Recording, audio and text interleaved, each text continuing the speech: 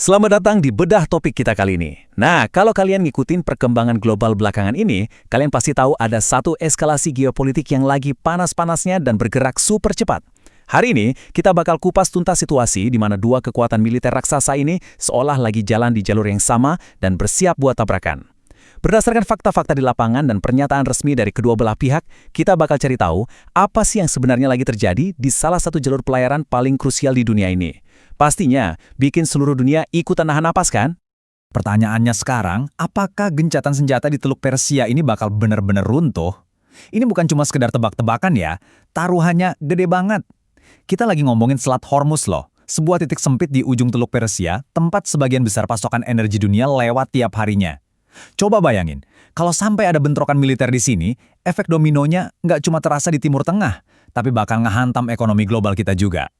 Laporan terbaru dari jurnalis di lapangan, termasuk dari Al Jazeera, nunjukin kalau situasi saat ini tuh benar-benar lagi diguncang hebat, dan waktu terus berdetak menuju batas yang kritis.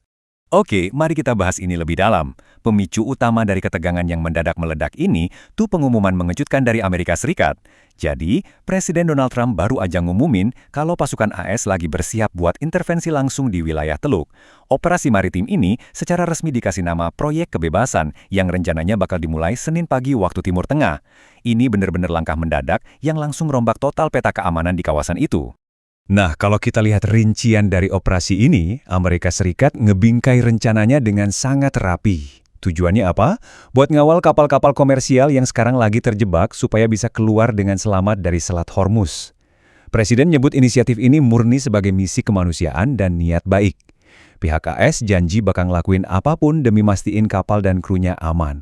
Dan mereka bilang, armada ini nggak akan balik sampai navigasi di area Teluk dipastikan aman. Di atas kertas, kedengarannya kayak misi penyelamatan biasa kan? Tapi tunggu dulu. Yang paling menarik di sini adalah detail yang tersembunyi di dalam pernyataan yang diposting Presiden Trump di Truth Social. Coba kita perhatiin. Di balik kata-kata misi kemanusiaan tadi, ada peringatan militer yang keras banget. Kalimat harus ditindak dengan tegas itu jelas bukan sekedar basa-basi diplomasi. Ini semacam lampu hijau buat pasukan Amerika untuk pakai kekuatan bersenjata kalau ada yang coba-coba ganggu pergerakan kapal yang lagi mereka kawal. Jadi ada ancaman taktis yang ditanam langsung di dalam proposal niat baik ini. Dan tebak apa? Respons dari pihak Iran datang secepat kilat dan sama sekali nggak ngasih ruang buat kompromi.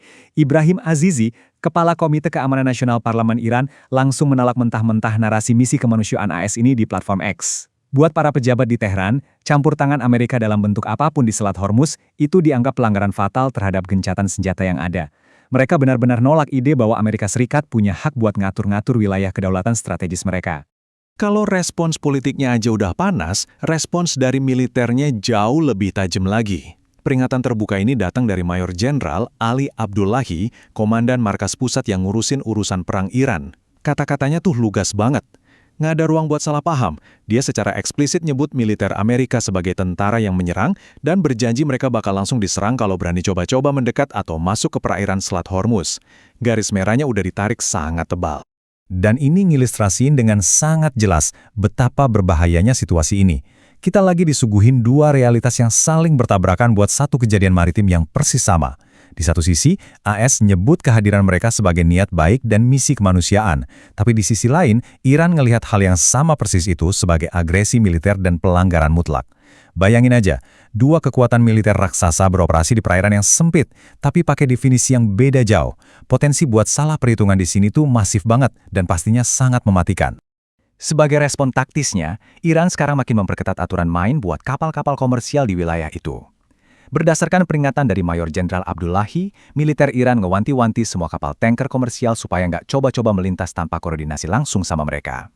Mereka tegaskan bakal ngelola keamanan selat itu dengan sekuat tenaga. Implikasinya jelas banget nih, kalau ada kapal komersial yang milih dikawal Amerika tanpa koordinasi sama militer Iran di sana, di mata Tehran, mereka otomatis ngebahayain diri mereka sendiri dan jadi target di sana. Nah, sekarang mari kita turunin temponya sebentar. Dengan semua ancaman militer yang udah dilempar ke publik sama kedua belah pihak, kita harus mikir nih, apa yang lagi dipertaruhkan saat ini? Berdasarkan analisis dari reporter Al Jazeera di Teheran, Resul Sardar, ada satu elemen misteri yang justru bikin makin ngeri. Eskalasi ini melaju kencang banget, padahal ada satu detail paling krusial dari misi AS yang masih belum diketahui.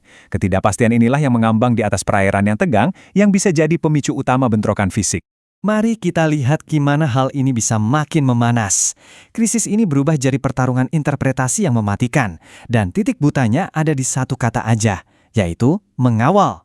Kayak yang dicatat sama Serdar, rentetan pernyataan AS itu nggak ngerinci bentuk fisik dari pengawalan ini. Apakah militer AS cuma ngasih panduan navigasi dari jarak jauh tanpa benar-benar masuk selat? Atau apakah kapal perang Angkatan Laut Amerika dengan senjata lengkap bakal berlayar masuk membelah Selat Hormuz yang sempit itu? Pihak Iran udah jelasin doktrin mereka. Kalau ada militer AS yang beneran masuk, mereka bakal merespon secara militer.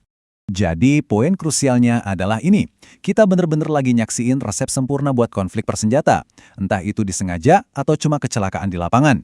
Amerika Serikat udah komitmen bakal pakai kekuatan buat ngebela proyek kebebasan ini. Di sisi lain, Iran udah merintahin militernya buat langsung nyerang kalau pasukan AS masuk. Dan persis di tengah-tengah dua kubu ini, masih ada ambiguitas soal gimana sih bentuk asli dari pengawalan AS itu. Miskomunikasi sekecil apapun di sini punya kapasitas buat memicu ledakan skala penuh. Dan semua ini bawa kita ke satu pertanyaan yang bikin merinding. Apa yang bakal terjadi kalau Senin pagi nanti, armada Angkatan Laut Amerika beneran memutuskan buat masuk secara fisik ke perairan itu, dan berhadapan langsung dengan militer Iran yang udah dikasih perintah buat narik pelatuk? Bakal ada yang ngalah di detik-detik terakhir nggak ya demi hindarin perang? Ataukah gencatan senjata ini emang bakal runtuh di Teluk Parsia? Ini situasi genting yang wajib banget kita pantau bareng-bareng dalam beberapa jam ke depan. Terus ikuti perkembangannya dan makasih banyak udah gabung buat ngebedah isu yang super krusial ini bareng saya hari ini.